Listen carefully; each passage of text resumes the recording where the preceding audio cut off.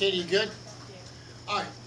So, generally speaking, I want to just say the first 3 weeks, almost 4 weeks, this is the end of week 4.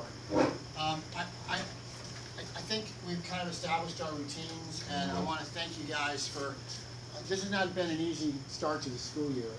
Despite having a summer reading project and despite you guys doing well in that, we've covered a lot of material the first 3 weeks or first 4 weeks, and learning routines can be challenging, it can be difficult, but I think you've done a real good job of kind of fitting in and establishing our routines. So we've got our quiz that we just finished on chapter 6. You should have an inquisitive due today. If it's not done by class time today, just make sure it gets done before midnight tonight.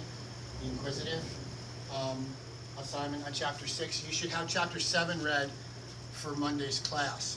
We're going to wrap up chapter 6 today, and we're going to focus on what the topic of this Google slideshow is, basically for domestic and foreign challenges, domestic and abroad challenges. And again, we're talking, I don't want to get too detailed, but I want to give you a feel for what the country was experiencing as a new country in 1788-89 when Washington assumes the presidency.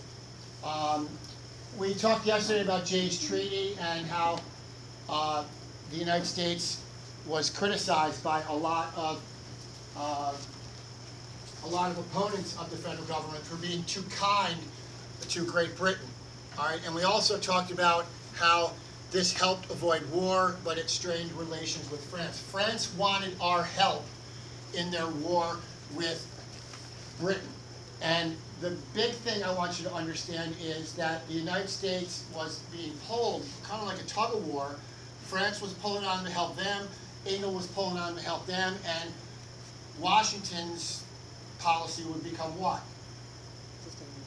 To stay neutral, to try to stay neutral. Simply, Washington's policy of neutrality required that the United States not get involved in these foreign situations. And that is going to ruffle some European feathers. Especially, we mentioned yesterday, France, who thinks that, and feels justifiably, that the United States owes them for their efforts in supporting us during the American Revolution. So, with that in mind, let's continue on and kind of whip through what we got left. We spent a really, I think, a good amount of time, actually, get my pen back. We spent a good amount of time on chapter 6. This will be the end of the second week. This is an important topic that we need to kind of have a grasp on, Washington's presidency and the years like right after the Revolution. So that's why we're spending 2 weeks on it. Another challenge that we're going to see in the early part, in the latter part of the 1790s is something that's going to be called the XYZ affair. And this is a diplomatic incident with France. A diplomatic, meaning it's not necessarily something that is going to involve warfare, but it's something that is going to cause a political rift between the United States and France. It's going to involve the French demand that the U.S. pay a bribe. And the United States in 1797, under our second president, okay, which will be who? Second president, not Jefferson, he'll be 3. Who comes between Washington and Jefferson? A balding chub from Massachusetts. John Adams. Okay, John Adams. He will be the only president of the first 5 that will not hail from which state? Virginia. 4 of the first 5 will be Virginians. Adams will be the exception to that. Now, Adams in 1797 is trying his best to continue Washington's policy of neutrality. And this diplomatic incident is going to lead to what's called a quasi-war. The term quasi-war refers to fighting between France and the United States, most of it at sea, most of it naval fighting, but it's not a war that has been declared. It's basically a series of battles at sea over the United States and France and different ideas on shipping lanes and shipping rights. So the XYZ affair is going to involve France demanding that the U.S. pay a bribe. I've got a real corny video on this topic to kind of illustrate what the XYZ affair is. This is a short 2-minute clip on what the XYZ affair boils down to.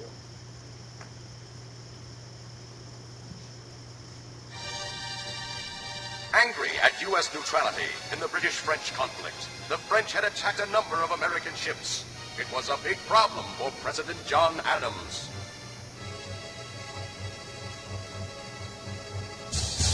The French keep attacking American ships. What shall I do? I must send smart diplomats to negotiate with France. Got to ask, why would the French just willy-nilly be attacking American ships? Would they be attacking American ships randomly, or was there a method to what they were doing? Why? They were upset, but they weren't attacking ships because they were upset. France is attacking and seizing American merchant ships. And when I say merchant ships, I mean civilian vessels. Guys like me who own ships. And what do you think were on these ships? Katie? Maybe gold. Probably not so much gold, though, as something else that France didn't want Britain to get its hands on. Goods that would help Britain in its war against France. The United States, and here's where Washington and Adams really have to thread the needle. They're claiming to be neutral. Washington claimed to be neutral. Adams is claiming the importance of neutrality. And yet the United States is still trading with Britain, and they're still trading with France. And in both instances, France and Britain don't want the United States trading with their enemies. The United States is trading with Britain, and France doesn't like that because they feel that the United States is helping through trade. They're helping they're helping Britain with its efforts in the war. So France is not attacking ships randomly.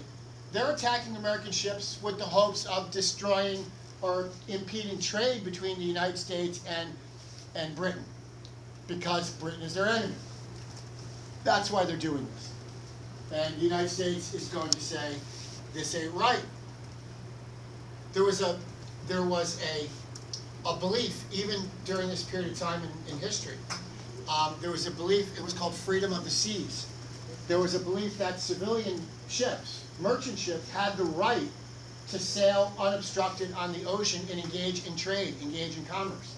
They should not be subjected to attacks by foreign governments simply because they don't like that the nation, the United States, is trading with another country. But that's what was happening. And Adams is telling France, stop.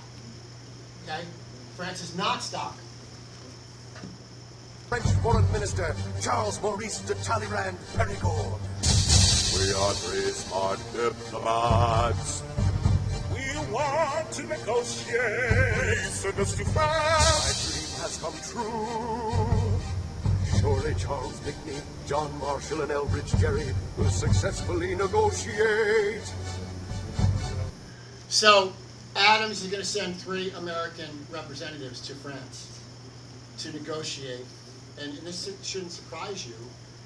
Adams wants to negotiate a peaceful settlement to this. Again, he's continuing the policy of neutrality. He does not want to be dragged into what? Despite the fact that U.S. ships are being assaulted, Washington and Adams are reluctant to retaliate. So he sends 3 American negotiators.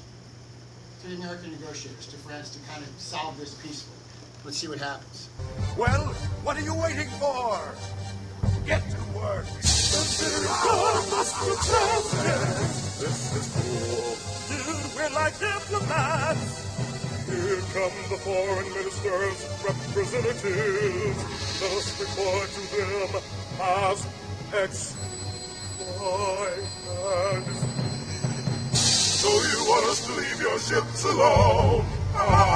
Yes, we do. How much? I'd say pretty much. Enough to offer us a ride. Give us, pal. France is a powerful country. You better pay. Rather fight an expensive war.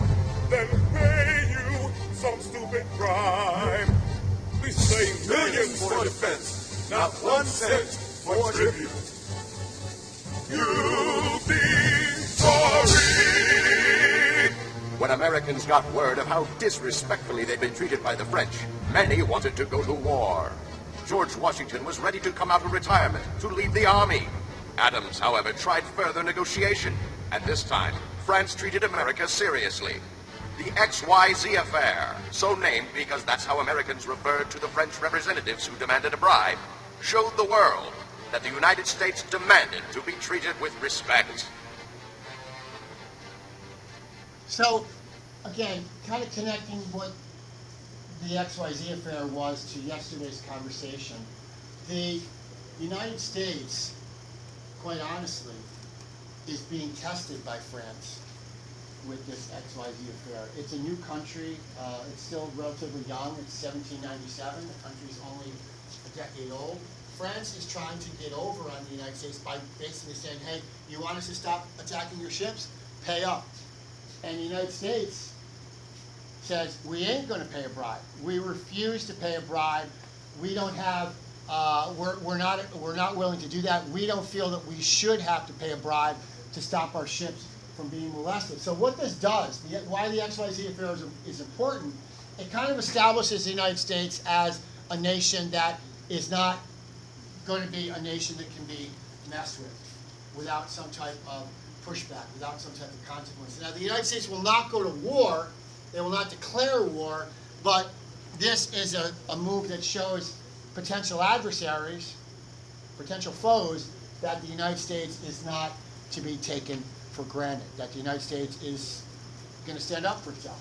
And as the cartoon said, it will basically, the XYZ affair will show that the United States is a nation that is young but deserves and is worthy of respect. Okay? All right, good stuff there. Let's continue on. XYZ affair. And that was the name given to the 3 French diplomats, X, Y, and Z. All right, so let's talk about quasi-war with France and what's happening. Again, we're talking challenges the country faced in the early days. They had undeclared naval war with the U.S. and France. That's this quasi-war that I referred to. And what this is going to do, if anything, the fact that America was being attacked at sea meant that they had to strengthen its navy. So during the late 1790s and the early 1800s, the emergence of the American Navy will really occur. The Navy will be established, by the way, during the Revolution. When the Revolution started, you might recall from 7th grade, I know you do, Dylan, because you were always paying attention in class. In the Revolution, when the war started, the United States had 0 ships in its Navy. And they started building ships up in Whitehall, New York, up near Lake George. And by the end of the 1790s, the United States Navy has been strengthened, because if our ships are going to be attacked at sea by French vessels, the United States was forced pretty much to establish a strong Navy. So that's one of the benefits of the quasi-war. Again, quasi-war was an undeclared war with France that involved skirmishes at sea over merchant vessels carrying trade goods. France does not want the United States trading with Britain, because the United States is trading goods that Britain is going to use in their war against France. The quasi-war is going to end with a convention that occurs in 1800. So for a time, the United States is involved in a quasi-war, which pretty much means it's like a semi-war, okay? An undeclared war that will end in 1800. All right? Can I go on?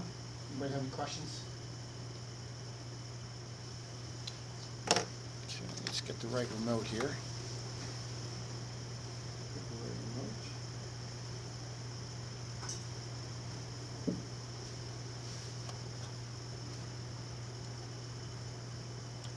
I didn't end that. No, I didn't. That's good. All right.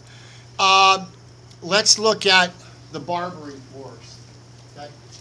The Barbary Wars are going to be another challenge the country faces in its early days between 1801 and 1850. And again, 1801, start of the 19th century, still the country's only, do the math, war ends in 1783, Constitution's established in 1788.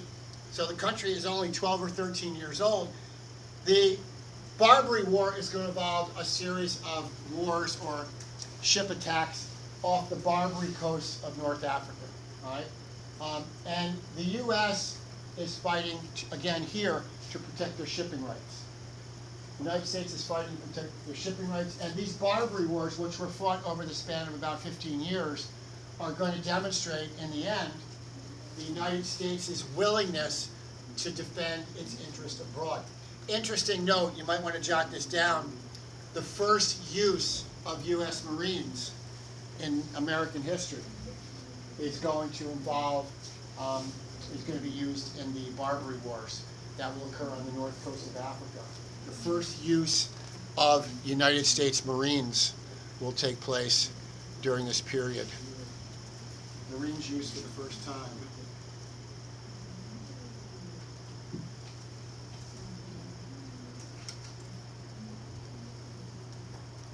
And they did a great job. First time in combat, okay? U.S. Marines will be used for the first time in combat in the Barbary Wars. But again, this shows that the U.S., and to show you what I'm talking about here, girls and guys, it's always good to look at a map for context.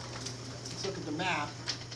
We're talking about the areas north of Africa between the Mediterranean Sea and Europe. The United States was involved heavily in trade in that period, and in order to get their goods through the Mediterranean Sea, American shippers were being forced to pay Muslim traders basically bribes. And Thomas Jefferson and his administration said, we are not going to pay bribes to these thugs and these tyrants in the off the Barbary coast. So the United States sends the Marines. And again, big picture, we're not going to really spend too much time on the battles, but big picture, it establishes the United States as a country that is not to be reckoned with, a country that's not to be messed with, that they are going to stand up for itself. We're also going to see during this period, if we're sending Marines in, what inference can you make about our military from like 1798 on that is going to require the use of Marines? What observations or what inference can you make, Palin, about the size of our military armed forces? It increased. It had to increase. Washington was not anxious to go to war. John Adams was not anxious to go to war, but they had to prepare for war because we couldn't be defenseless. So they built our military up to the point where they're able to send ships and they're able to send Marines into the Mediterranean to defend American trade interests there. Okay? All right, let's go to the next slide. If I can do this here.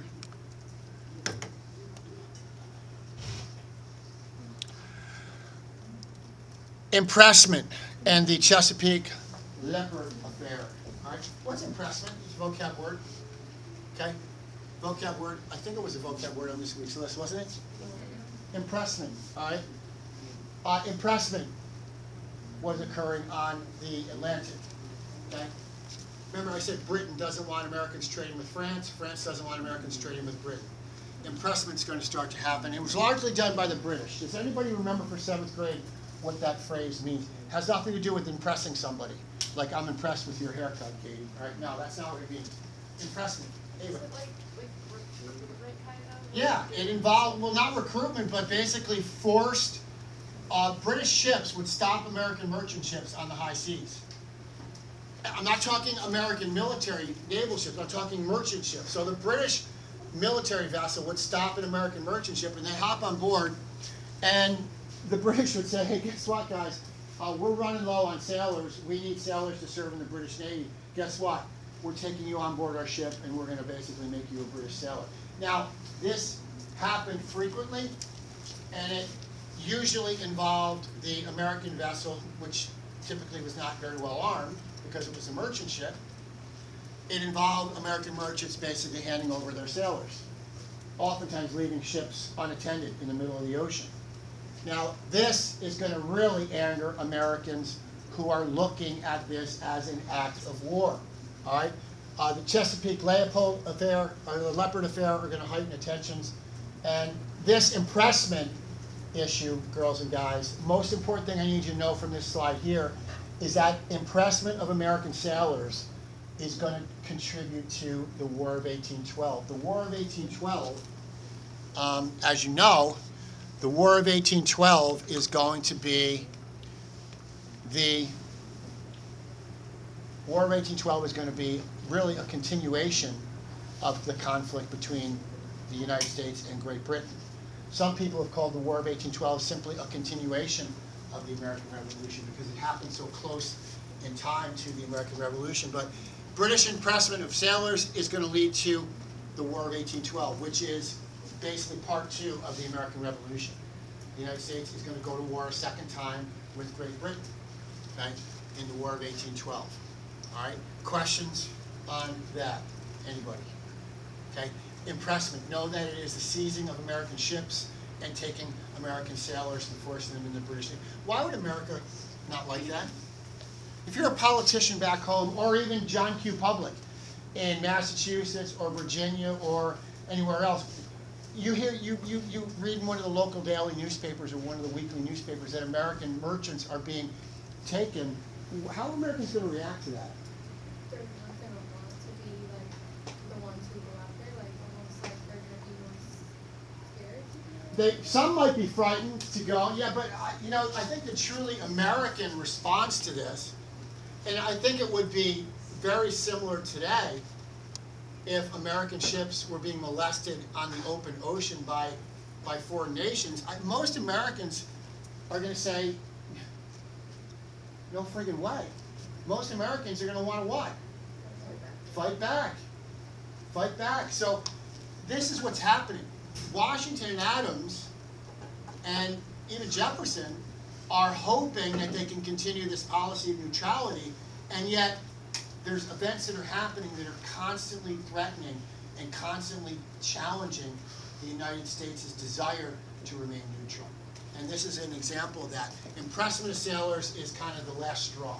British impressment of sailors is going to result in the United States getting involved in another war with Great Britain. And more on that coming right now. Conflict with Great Britain is going to focus over maritime rights. Okay? Conflict with Britain is over maritime rights. Fancy schmancy word, what's it mean? Talk about maritime rights, Katie. What in the world am I referring to with the term maritime rights? The ability to use the open ocean. Yeah, okay. Conflict with Great Britain over ocean commerce. Okay, good. Conflict with Britain over ocean commerce. And key battles, again, not going to get into the battles right now. That was in the reading. I don't want to spend too much time on it, but key battles were the Battle of New Orleans, and you had the burning of Washington, D.C. occur in the War of 1812. Actually, President Madison, his wife, okay, First Lady, is seen basically running out of the White House in Washington, D.C., carrying pictures that she had taken off the wall of George Washington and others, because the British soldiers were literally marching on Washington, D.C. And this was done to basically protect the United States, protect those items from being seized by the British. That's how close the United States was to losing its nation's capital.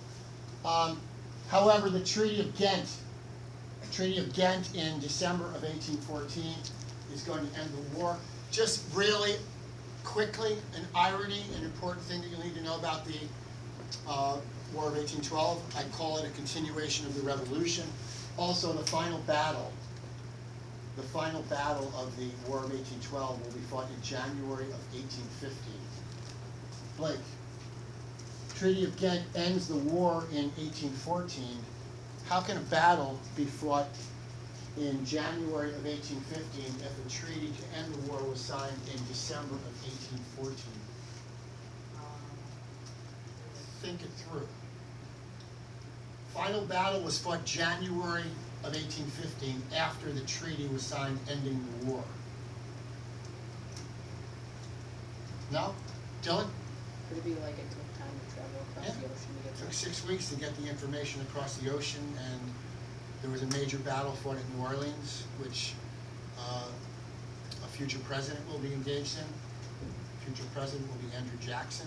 He will fight very, very courageously and brave, and his efforts at the Battle of New Orleans will play a major role in creating a kind of mystique around him that will lead to him being elected president twice. So yeah, War of 1812, remember, really a continuation of conflict between the United States and Great Britain. Also, I mentioned this the other day, another part of the cause of the War of 1812 was not just impressment of soldiers. What did I say the United States had lingering in the American Ohio River Valley, Liz? Troops and forts still in our hinterlands, still in the American Ohio River Valley, and the United States now really had to put that to rest and settle this, or run the risk of Britain remaining in the United States. So really the War of 1812 is a continuation of the American Revolution that happened 20 years after almost 30 years after the end of the original war. Okay? But the treaty again ends the war in 1814 and establishes the United States finally, okay, establishes the U.S. finally as a preeminent power. I don't know why a slide on Shays Rebellion popped into your thing. That's an extra that you really don't need to look at, but I do want to look at the next slide. 2 laws that are going to pass during John Adams' presidency. 2 laws. And these are laws called the Alien and Sedition Acts. Challenge, again, big picture. The topic of this PowerPoint is challenges abroad and challenges domestically. 2 things are going to happen in 1797 and 1798. The Congress is going to pass, and John Adams is going to sign 2 laws aimed at suppressing dissent and limiting immigration. Okay? They're controversial, and they were seen as violating free speech. They were called the Alien and the Sedition Acts. It basically cracked down on people speaking out against the government. It basically cracked down on people who were here as immigrants who were not considered trustworthy. The Alien and Sedition Acts are going to be greatly supported by the Federalist Party, and it's because of the support of these 2 laws that the Federalist Party will lose the election in 1800. John Adams will be a 1-term president, and effectively the Federalist Party will be dead as a doornail at the end of John Adams' presidency. These 2 laws were very unpopular. They were designed by Adams. Important point here. John Adams specifically used these laws to prosecute people who were his political enemies. They were used to prosecute people who said things John Adams didn't like. They were used to prosecute people who were seen as threats to national security. But more than anything, these 2 laws were designed at suppressing dissent. And when I talk about dissent, what are we really talking about? We're talking about people speaking out against something that the government supports. What's the problem with that? What's the problem with a couple of laws that were passed in 1798 that are basically telling people what they can say and what they can't say? Anybody see a problem with that, Liz? Yeah, it's clearly a violation of the Bill of Rights, the First Amendment, freedom of speech, and it was seen exactly as that. And supporting those 2 initiatives is why Adams will lose the election in 1800. Adams will be a 1-term president. He'll be replaced by our 3rd president, a Republican, Thomas Jefferson, who ran pointing out John Adams' support of these 2 laws, which were very, very, very unpopular. Okay? Very unpopular. All right?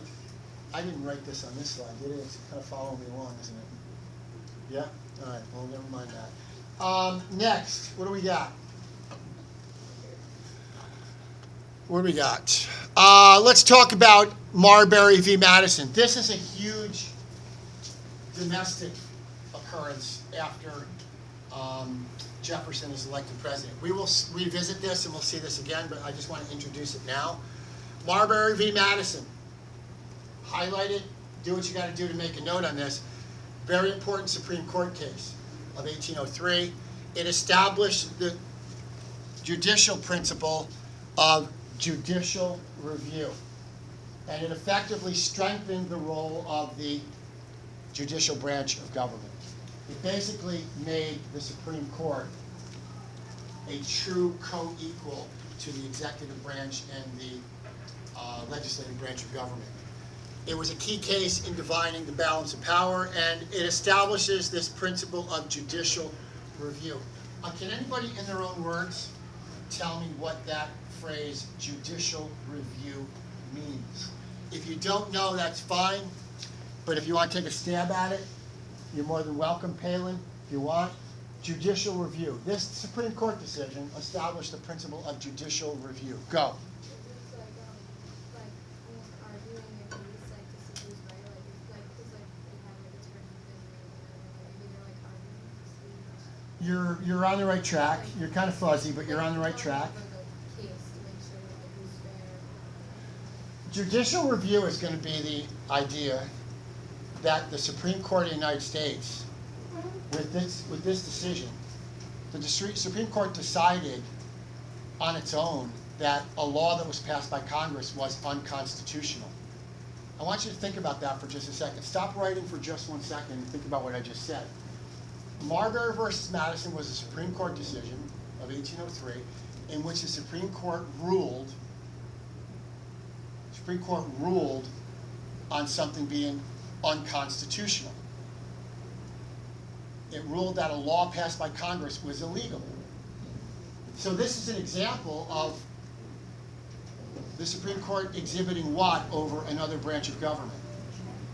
Checks and balances. It basically says the Supreme Court is saying that law is not valid. That law is not valid. And it's effectively saying that the United States, in the United States, it's effectively saying that the Supreme Court judicial review will now be the body which will determine whether a law is constitutional or not. Whether a law is constitutional. Thank you. Read chapter 7 for Monday, please. Good luck tonight, sports teams. Good luck tonight, cheer teams. You too. Good luck in your match. 2-hour bus ride.